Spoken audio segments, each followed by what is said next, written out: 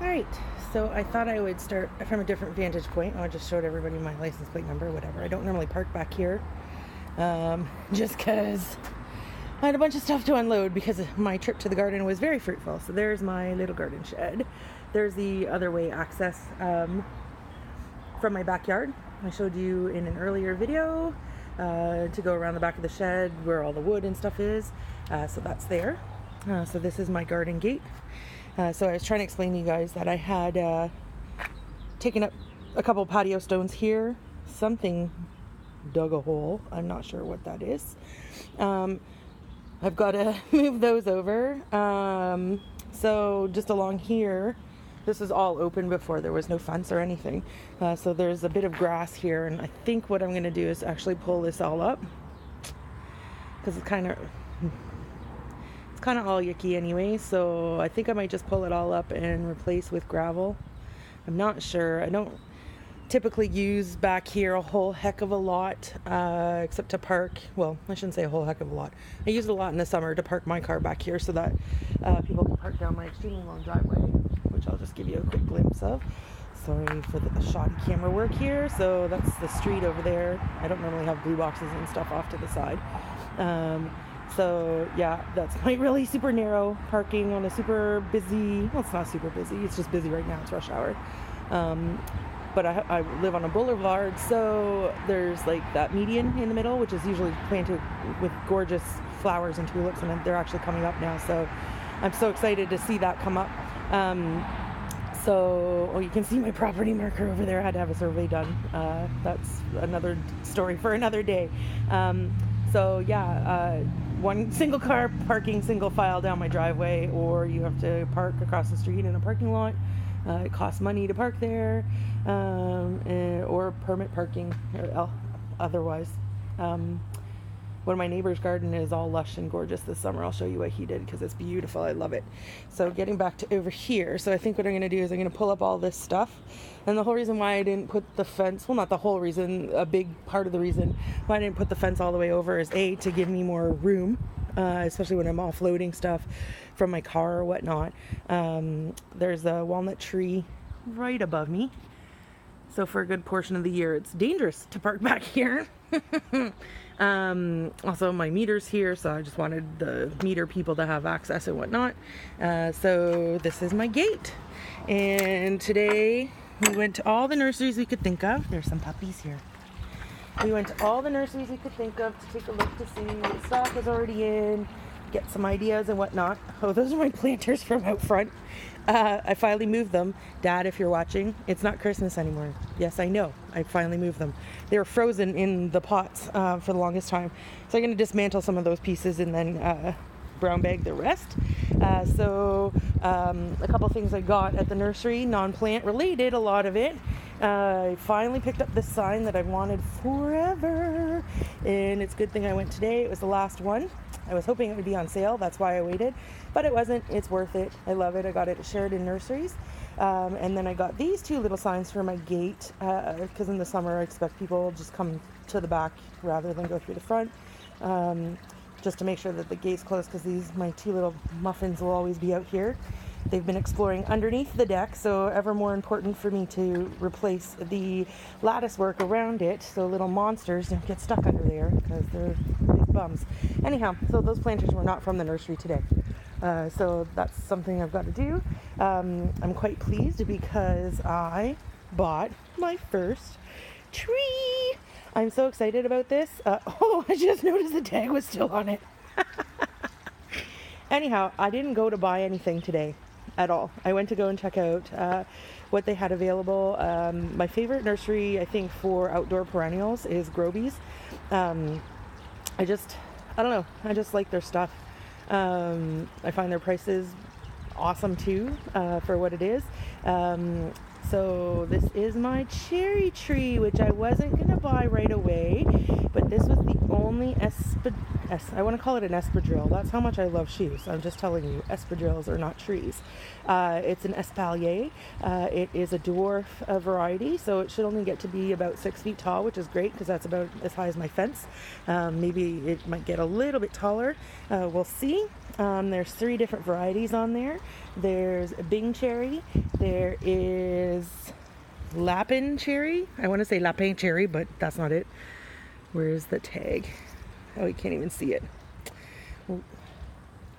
Lapin cherry, Lapin cherry, which is supposed to be really a good sweet cherry to eat right off the tree or to make pies and preserves with. Then there is, oh my goodness, I'm showing you all the wrong tags. Blah. Rainier cherry. Again, I googled that while I was at the nursery. Thank goodness for my cell phone, and it's supposed to be good eating too.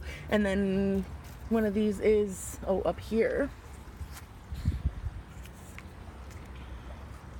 is Bing cherry, which is my favorite kind of cherry. So I haven't really had the chance to eat or try the other two. Rainier apparently is really, excuse me, I'm an escape artist again.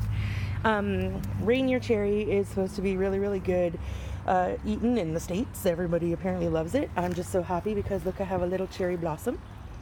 And every year I think I'm going to get to Bellwood Trinity Park in Toronto to see the cherry blossoms. And it hasn't happened yet. And it's been like 8 years. So I'm going to have my own cherry blossom festival. So can I get that in focus? There it is. I'm so excited. So excited. I'm so excited. So I wanted to ask you guys an opinion, you gardeners. Oh, sorry. Woo, haven't gotten into the wine or anything.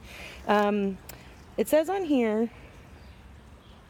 to leave the burlap on. It says do not remove. It's actually quite explicit in its directions. However, I went to a couple of gardening classes where they said to remove it, not to constrain the roots at all. So just some opinions on what you think I should be doing with that. Probably not going to set it into the ground until the last week of May. I have that week off for gardening. Look at these two trying to check out escape routes, eh? I can see you. You're not allowed there, Serafina. Serafina. No. I also went to a couple of landscaping places and priced out dirt so that we could close the gaps over here with Monster 1 and Monster 2. Look at him all being innocent. He's the one who tried to escape in the first place. The next big splurge, which I wasn't expecting to happen today, but it happened today, and I couldn't be happier. I'm ecstatic. So as I was saying, I priced out, you can see it there, I priced out dirt, stone. I think I'm going to get pea gravel because it looked a little bit nicer than I thought it was going to look. And I was on the fence about the white limestone in the first place.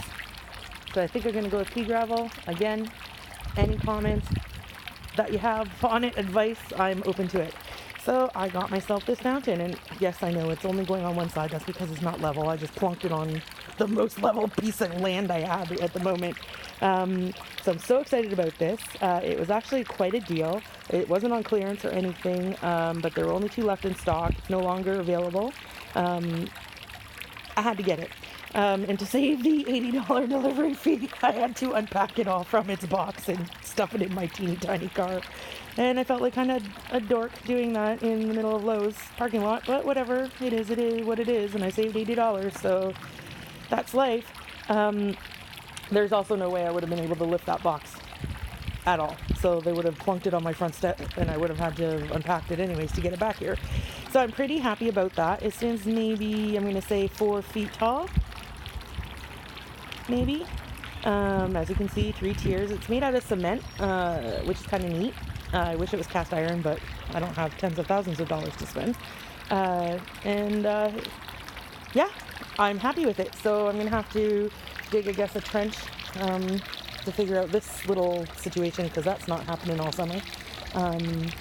And obviously when I get back here and level out the ground and get the pea gravel and stuff like that going, then it will be great. And it sort of drowns out the traffic, I guess. Again, it's rush hour right now. I've got the day off work, so I'm just kind of sitting in my backyard. I guess it's close to 5. So it is a little noisier than it normally is, and it's like that for maybe an hour, maybe. Both in the morning and the evening. Not a problem. So I can't wait to get that going. This back porch here, I love it. It's a mess right now. I've got all my plants in there overwintering, but there's a nice couch in there, and I love to sit in there in the summer. I'm so excited. I just had all those windows replaced. I had all the windows in my house replaced, but the windows back here especially were replaced. That door used to be like this rickety old screen door thing that, who cares about security, right? That's the only thing that was standing between me and anybody from outside. So I'm glad I have that fixed, and it's completely safe now. All my basement windows were done. All the windows were done, roof redone, everything redone outside. So now it's time to focus on some prettier things. So I hope you enjoyed this secondary update to my first Oh my God, I'm so happy about this. I don't know what I'm more happy about, this or my cherry tree. I can't believe I have a cherry tree already, and I'm thinking it's gonna live there. So I didn't really talk about what kind of trees I was gonna get. So the espaliers that I'm gonna get is apple, but I can't decide on a 3 or 5 variety apple tree. Again, I'm gonna need a dwarf version, even though I want, you know, a little bit of privacy there. So those go up to about 6 feet. So I'm still thinking about that and what varieties of apple I want on there. I'm not too particular about apples, but I don't want like Macintosh or Golden Delicious. I want like Fuji, and I definitely want Honeycrisp and those sorts of varieties. And then I thought I would get myself a pear tree, again, multi-variety espalier tree. So I went and looked at those today and priced those out. I'm really excited. They've got some really good offerings at Grovies. I think that's how you pronounce it. I used to pronounce it Groves, and then I heard their radio commercial and I was like, what's this nursery called? Grovies. Oh yeah, it's the one I go to. I also went to Belgian Nurseries. Love that place. More so for everything else. Like I said, I like Grovies for outdoor perennials kind of thing, such as trees, and they have really nice shrubs and stuff. But Belgian Nursery is great for everything else, like houseplants. They have a beautiful cactus house with succulents from here to, amazing stuff. They've got all their annuals starting to come out. They've got beautiful arrangements for annuals. Not big on annual arrangements, but I might look into it this year. And perennials coming out the wazoo. Any perennial you could possibly ever want, they've got it. So that's pretty exciting. And that's what I did today. I hope everybody else had a great day, and we'll talk soon. And if you want to keep getting updates, I have to keep reminding myself to invite people to subscribe. So please subscribe here. I have a Facebook page. I'll put a link down below in the description, and Instagram, which I will promise to start using sometime, and Twitter, which I will try to use as well. I'm on Facebook most of the time. So that's it.